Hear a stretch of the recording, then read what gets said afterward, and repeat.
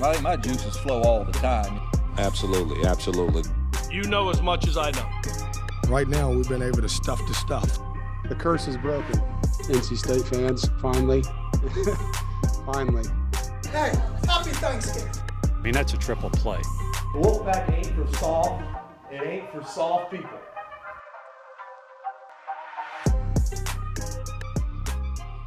Welcome back to another edition of Pack Therapy. Your host, Joe Giglio, joined by Wolfpack great Scott Wood. And Scott, NC State closes out the regular season on Tuesday with a loss at Duke. Jarkel Joyner tried his best, scored a bunch of points, but the Wolfpack loses 71-67 at Cameron to close the regular season at 22-9 overall and 12-8 in ACC play. If I told you at the beginning of the season that NC State would win 22 games in the regular season and 12 league games, probably take that, wouldn't you? Yeah, most definitely. I think at the beginning of the year, I was kind of on that little bubble thing. I think they had the talent and they were bringing in enough pieces that they could really find success, but being able to put it together in a short time with a bunch of transfers that have never played together is pretty much an accomplishment in itself. So, I mean, obviously it was a great regular season. I wish they would have kind of finished a little bit different, but at the end of the day, you know, those are two really good teams that they played that are both going to probably be in the tournament. So it is what it is. Well, that's the thing. And we'll get into it, like who makes the tournament and who doesn't. In my opinion, I think six ACC teams will get into the NCAA tournament. I think there are 7 who have a legitimate case to make the NCAA tournament, including that Clemson team that NC State lost to in their final home game of the regular season. Again, you know, Kevin said after the loss to Duke, hey, if a 4-point road loss against a Q1 team knocks us out of the tournament, then we'll never make the tournament. And I get that, but it is the total body of work. It was the first time all year that NC State lost back-to-back games. Let's go back a little bit to that Clemson game because it felt like the first time all year where they had a chance to get a second crack at somebody and they didn't make the most of it, right? You know, Clemson, they go there early, they lose. They always seem to lose there. We saw that with Miami. They come back, beat Miami. Carolina, they go to Carolina. They have the eventful game. They get the second look at them.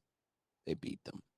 So that was the first time this year I looked at it and I go, and I wasn't there for that Clemson game, but it felt like one of those, let's flush this one, move it along. Everyone has a bad game. That type of performance, I didn't want to see that. I don't mind the loss. It was that type of performance where it was kind of like a little bit of fool around and find out.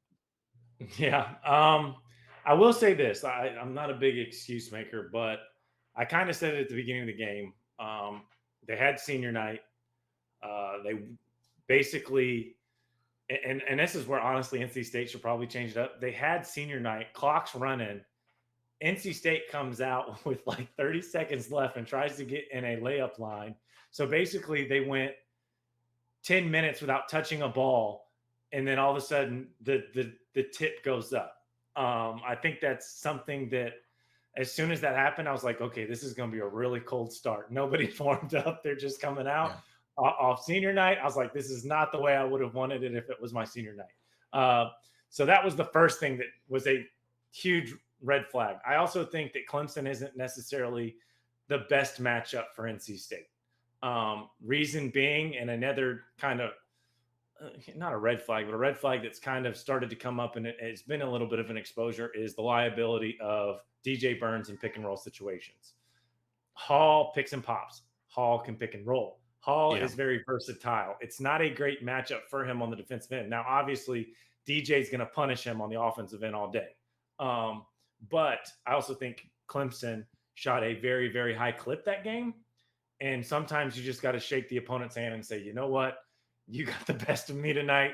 You guys, I mean, at one point they were shooting 60% from the field, 50% from 3, 40% from 3, and 85 from the line. I mean, that's bonkers. And when teams shoot that well, they're going to win games. So I think that's just a part of it. I don't think they're the greatest matchup for NC State, but I also think that NC State needs to play a little bit better from the offensive standpoint because they didn't shoot the ball well. So when a team doesn't shoot the ball well and a team shoots great, it's obviously not going to be a great result. All right, so they kind of flush the Clemson game. They go over to Durham. I like the way that they played for most of the first half. I thought the start of the second half was where they lost the game. Ultimately, though, with Joyner with 26 points, he made 6 of his 12 threes. Yeah. The rest of the team goes 2 of 16 from 3. I mean, that's not a winning formula. It isn't. And I mean, honestly, Jarkel's been the one like positive out of the last 2 games. I think DJ's had his moments on the offensive end. I mean, Duke just beat us up on the offensive glass. I think that's a big part of it too, is they had so many second chance points that, Yes. you know, in a 4-point game, and you go look back at, I mean, you can go look back at the free throw discrepancy, all these different things, but they also had all these extra possessions because they just beat us up on the glass. And I think, honestly, that ended up being the difference maker in a 4-point game. So NC State at 12-8 now has a chance. They can't get into the double bye, which I think you and I had a feeling if they could do that, they would give themselves a chance to be able to win 3 games in 3 days. Obviously, that's out the window. The best they can do now is be the 6th seed. The easiest way for them to be the 6th seed is if Carolina loses. Okay, Simple enough.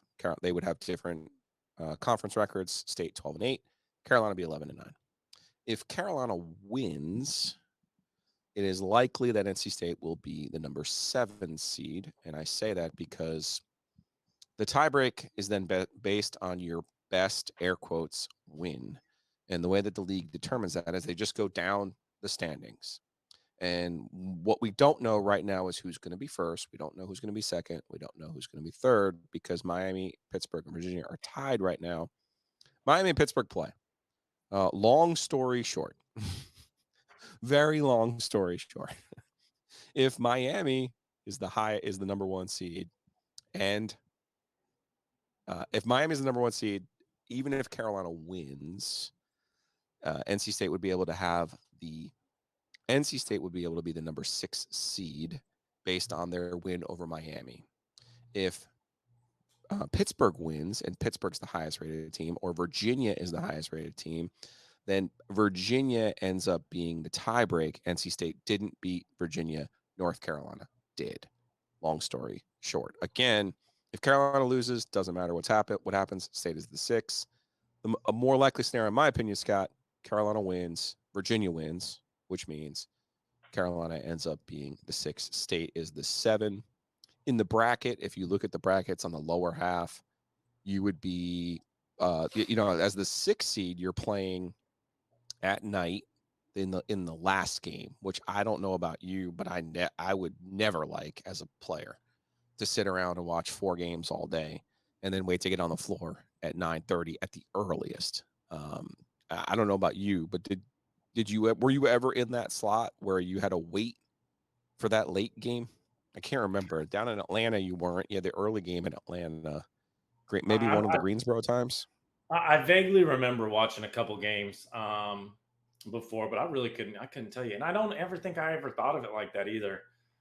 Just sitting around all day. Now, I do say there is something to that. Just sitting around and waiting, and you're just ready to go out there and play.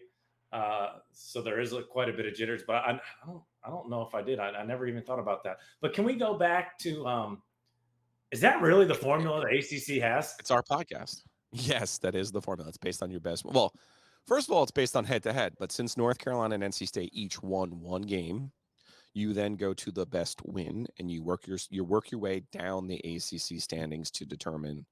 Okay, for example, like I said, if Miami wins, they're the number 1 seed. So NC State has a win over Miami. North Carolina doesn't. So NC State would win the tiebreak with North Carolina. Does that make sense? No, because what happens if Virginia's the 1 seed? They played Virginia twice, and they got a win out of Virginia. But they still beat Virginia. That logic doesn't make sense to me. But well, it's the same way though. It's the same way though because State played Miami twice, but Carolina only played them once. So that's just how it works. Those are the rules. Those are the breaks. It'll be I'm okay. not a big fan, but that's okay. So fundamentally, though, if you're 6, you face the 3 seed if you win your Wednesday game, 9:30. If you're the 7, you face the 2 seed in the 7 o'clock game on Thursday. NC State in the position that they're in. Let's talk a little bit about where they are NCAA tournament wise in their resume. I think if they win on Wednesday, and they would play the winner of the Louisville and the 10 seed as the 7, I don't think there's any way. If they win, they're in the tournament.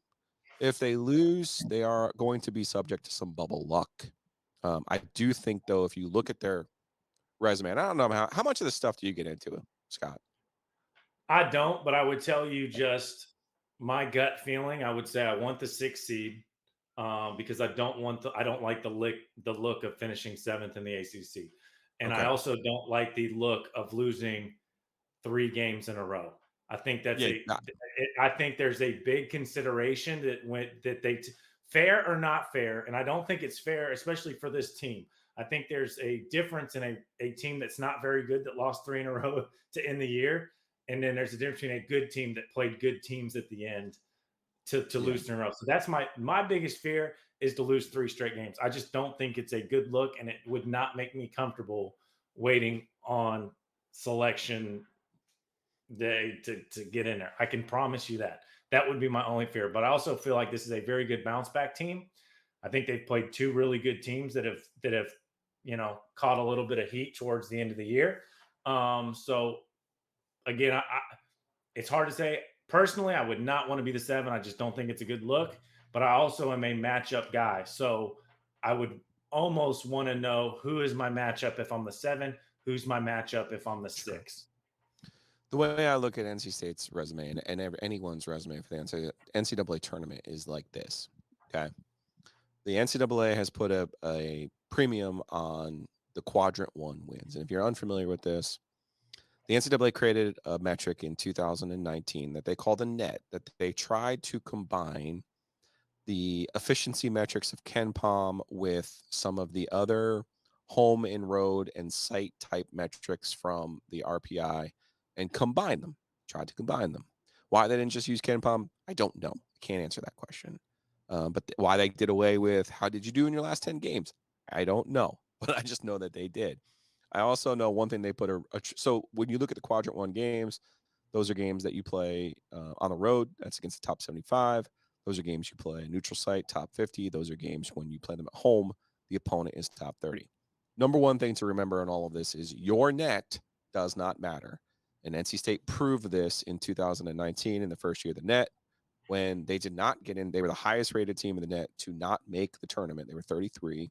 St. John's was 60 spots below them in the net and ended up making the tournament. So your net doesn't matter. Number one thing to remember. Your opponents, though, does. On that front, NC State 2-6 in Q1 games, 5-3 in Q2. Okay.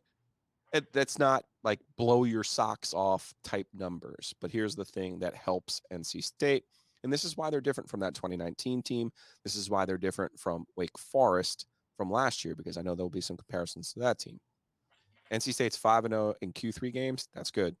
10-0 in Q4 games. Don't want to play that many Q4 games, but a lot of them ended up being ACC games, unfortunately, for both NC State and the ACC. What you see there, though, Scott, with those zeros is there's no red flag, okay?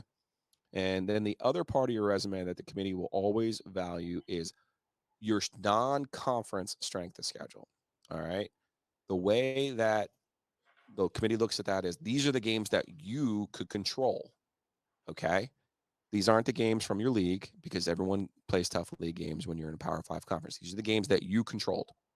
In 2019, NC State was 353 in strength of schedule. That was dead last out of every team. That is the definition of a red flag. Okay. This year's team, while you and I have had concerns about their non-conference schedule, it's 220. So what that means is on Selection Sunday, that's not a number that's going to go up on a board and be like, well, NC State played. No. 220 is a long way. It's more than 130 spots from 353. So that the NC State has that going for them. And you go, well, why does that matter? Because now, Scott, you go over and you look at Clemson.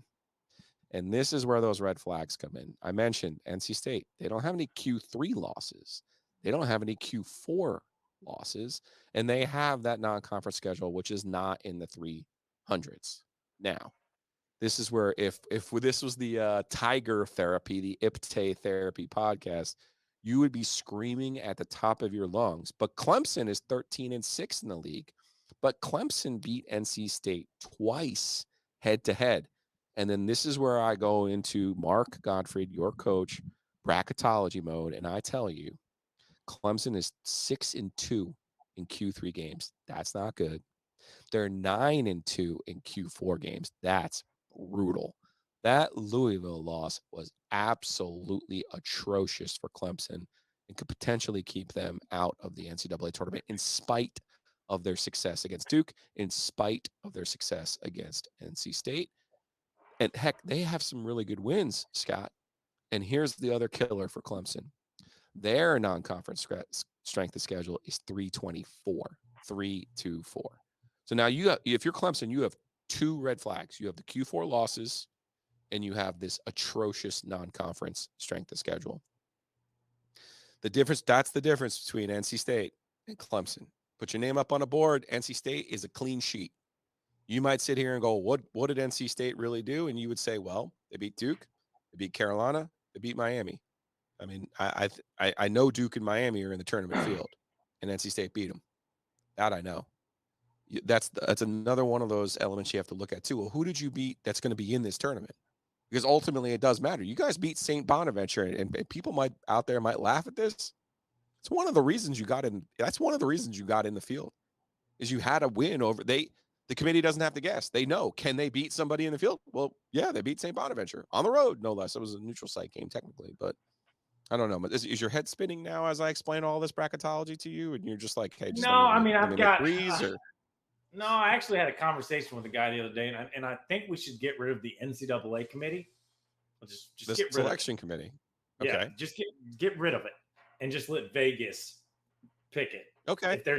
If there was ever somebody that knows what's really going on and can get the spread and all this stuff as close as it is, it's Vegas. So whatever formula they have, it works. That's who should be doing it. And if we're not going to do that, then this is my biggest thing is if you took 5 basketball guys and they watched the game and they said, you know what, here's Clemson, here's NC State. Let's say they watch all the games throughout the year. If Clemson does not get in the tournament, I don't necessarily see how NC State can get in the tournament. Sure. And that's just I just explained it to you. There's no red flags is what I'm getting at. And which I understand, but I would say Clemson is a very good team. I agree. Here's the thing. Bad losses. Here's the thing. Maybe it's Carolina who doesn't get in, because if Carolina loses to Duke on Saturday, they find themselves in a situation where their red flag would be their lack of Q1 wins. So they have these opportunities. They have to take advantage of them. They took advantage of the first one. They beat Virginia. That was huge for them to take care of business against a team they struggle against. Ultimately, though, Scott, it's important to remember you're compared to the other teams on the bubble. And I mentioned bubble luck. And I actually think it's a good thing that State's not playing this weekend, because your body of work is done. Even though you ended it on 2 losses, your body of work is done. Now, Arizona State, for example, plays UCLA tonight. Is that good or bad? Wisconsin plays Purdue tonight. Is that good or bad? I mean, you get your ass kicked. It's not good. You don't take advantage of the opportunity. It's not good. But if they win those games, again, that's where this bubble luck comes in. So if you're a State fan and you're listening to this right now, you're driving to work, you're driving to the beach this weekend because you have a chance to get away. I would just say to you, you start rooting against the Arizona States of the world. You start rooting against Wisconsin and maybe even an Oklahoma State, because it's going to be fascinating to me. I don't know how much of the Big 12 you've watched, Scott, but the Big 12 to me has been the best conference college basketball this year by a really wide margin. I ended up watching a little bit of TCU and Texas last night. And man, both of those teams. I know Pitt's running hot right now, and we'll get into some superlatives here for the ACC. But if I'm watching Jamie Dixon with that team, I'm going, wait, what did we do? How did we get rid of? Why did we get rid of that guy? He knows what he's doing. I'll tell you, one of my best most fun visits was when he was at Pittsburgh. It was a lot of fun. He's a great guy. He's got some great stories. How many recruiting visits did you go on? Too many, but I can promise you. I can promise you, as a Pittsburgh Steeler fan, and my mother being from Pittsburgh, I was going to take that visit no matter what. So, okay, great, absolutely great guy. Coach O was there. I don't even know if he's at Kentucky anymore. Antigua, another great guy. Showed me around Orlando. Pittsburgh, around Heinz Field. I mean, they took me on Heinz Field. I was about to pick up some grass and throw it in a folder. So, obviously, State. Did you do Butler and Purdue? Yeah, IU, Notre Dame. You did go to Indiana. Yeah, I did the whole trip. Okay. I mean, I didn't know I went that. to Virginia Tech, but the only official I ever took was NC State. Once I went to NC State, I pretty much knew. Was that Seth Greenberg, Virginia Tech? Yeah. Okay. JJ was there too. Yeah. Coach Odom. Oh, Yeah, really? Yeah. Interesting. All right. I enjoyed that visit. It was I don't know, man. Blacksburg's just gave me a weird feel. I don't know why. It's different. Blacksburg's different. I do enjoy going there. My nephew went there. He had a great time. Math. So I mean, it's kind of like NC State. Yeah, I can't even spell math. Science and math. Yeah. So, hey, I like Virginia Tech. You know me. You know my opinion of Mike Young. So I enjoy Virginia Tech more so basketball than football. I'm not gonna lie to you on that front. But all right, let's get into some ACC awards then, because I feel like you at least saw all of the teams that came to Raleigh. I know that. And I think NC State, let's start with the one that I think NC State is probably not going to get right. And I think there's going to be some reaction to this. I do think NC State will get a player on the All-ACC team. I don't think it's going to be the right one, though. What do you think? I don't know, dude. He's played so well at the end of the year. I've got to put Jarkel in. Yeah, that's my choice. I think Jarkel's the one that's got to be in. And I think T is great. I just think from a consistency top to bottom, I mean, Jarkel is just a game changer. I mean, he plays so hard defensively, offensively. He's steady and consistent. I think he's got to be the one that if I'm doing one, I mean, they could. I mean, maybe they do get two, but I just think he's the one. If I had a vote, I could tell you that's where it's going. Yeah. If you made me pick one NC State player, and I think you and I have the same opinion of who would be the most valuable player on this year's team, that is Jarkel Joyner. I think the way that he's played down the stretch has been, they also kind of embody. He's a 6-year guy. I think the team has kind of embodied his spirit and kind of followed his lead. In that Duke game, they're down 10 in the second half, and I already wrote my story. And I'm sitting there going, oh, this game's over. And then all of a sudden he starts banging threes. He dotted Filipowski late. And I was like, whoa, what was that? Well, and I will say this, in fairness, he has 100% benefited from Terquavion getting so much attention. And I think that's another thing to consider too. Terquavion gets so much pressure defensively and so many, like he's drawing the best defender no matter what. Like he is the scouting report. So I think it does free up a lot of things for Jarkel. In my ballot, I would have DJ Burns and Terquavion Smith on the second team. I think they've earned that. I think, you look at the rest of the league, you start losing spots, man. That's the only thing. And I also wonder the way that the voting goes now, there's a panel, but the school has to nominate the players. I'm certain NC State will nominate all three. But it gets a little funky with how the voting goes. Oh, so you're saying I fear that something else that's funky. I just want to be clear on that. All right. Yeah, just a few things. No, I do like this process. It's much better than the old process. Trust me when I tell you that. But I just look at it and I go, I wonder if they're not just going to look at, because a lot of people just look at stats, right? Like Tyree Appleby, you might look at and go, well, he should be first team All ACC. I don't know. Will he be? You have Virginia potentially finishing either first or second. Are they going to have an All ACC player? Probably not. We know Armando Baycott's going to be on the first team. I don't have any problem with that. Isaiah Wong, I think is on a short list there. I like Omir from Miami. He might not make the first team. He would get one of my votes. I think Norchad Amir has been. They have no size, Scott, and he's not even big, tall. He's not long, but he is strong, super strong. I just like the way that he plays. Yeah, I think they should. I don't mind the idea of a media vote, a coach's vote, and a player's vote. I did like the old coaches vote when coaches paid attention. You know what I mean? When they voted, because I do this in football often. I will call the coaches I know and say, who's the best offensive lineman? Because I'm not sitting there looking at it the same level that they are, right? Yeah. And I do think there is a value to coaches who, like you said, I had to prepare for Quavion Smith. Maybe some of these other guys can sneak up on you. And there's some empty calories and stats. Let's be honest. So yeah, I just think that would be fun. Let's go with Coach of the Year. This is one of those where I hate the criteria. The unofficial criteria seems to be, we picked you last and we thought you were going to suck. Oh my God. Now look, you either had a winning record or you're going to make the NCAA tournament. You're the Coach of the Year, right? Like, this is why Mike Krzyzewski hadn't went from like 2001 on without winning the ACC Coach of the Year, when obviously at some point Mike Krzyzewski was the best coach in the league, not Seth Greenberg, not Dave Lato, and not some of the other guys that ended up winning the stupid thing.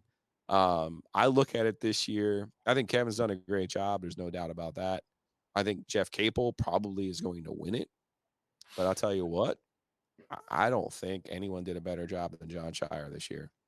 You look at the improvement of that team from when we saw them first week of January to where they are now, with the injuries that they've had to deal with and some of the following K.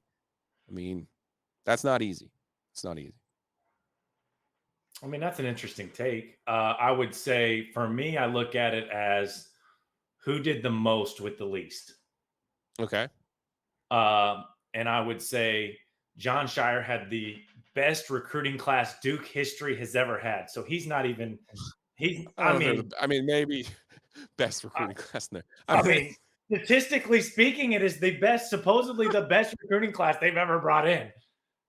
Okay. So I am not going to go that route whatsoever. Well, two of them were hurt. Two of them were hurt for most of the year, but I think he did a great coaching job for what he said. Yeah. But for the cards they've been dealt, I'd say Capel probably has done the best coaching job from. I don't feel like he has a whole lot of pieces there that are going to be a top 3 ACC thing. I would say that is 100% fair. But then I would also look at Kevin and I would say, I think Kevin has a lot more talent than Pittsburgh. I think what he brought in from the transfer portal and how it kind of meshed together is unbelievable. But I'd also say what Kevin had to deal with last year. Yeah. And if we're going from the biggest jump, and then I think there's also something to be taken into consideration, meshing a bunch of guys, a whole completely rebranded new team, I think has to take into consideration. I think to me, it has to be one of those two. Kevin did a tremendous job with that. So did Jeff. They had very, very similar seasons. Whereas Pitt was able to win a few more games in the league and still has a chance to win the league. There's always going to be value in that. There has to be value in that. Yeah. To your definition, though, who did the most with the least? In my opinion, it's clear that's Brad Brownell. I do not have a high opinion of Clemson's roster, and still they found a way to win 13 games.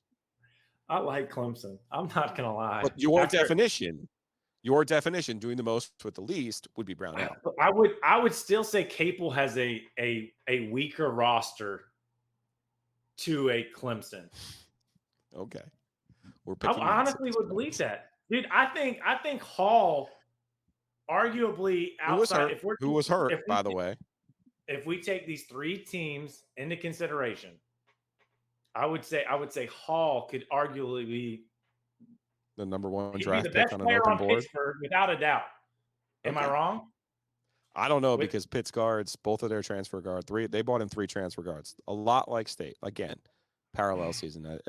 I think Jeff ends up winning the award, and that's fine because of what Pitt's team accomplishment. I'm just saying to you, you're sitting here saying the most with the least.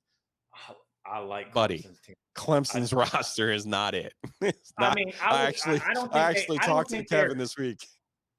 I don't actually think talked to Kevin they're this deep. week, and I told him, I said, Kevin, the only complaint I have with you right now is you got swept by Clemson. I said, I just have such a very little opinion of Clemson's Teams roster. That is the only one that bothers me.